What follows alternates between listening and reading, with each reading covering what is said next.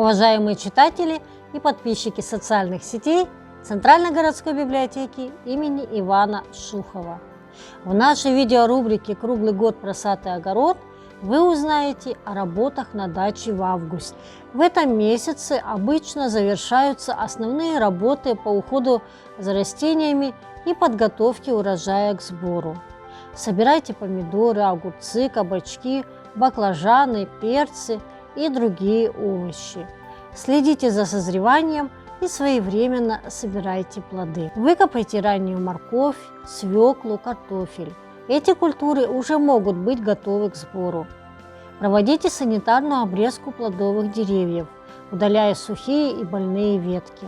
Обрежьте кусты смородины и малины после сбора урожая. Продолжайте борьбу с вредителями и болезнями, используя биологические средства или народные методы.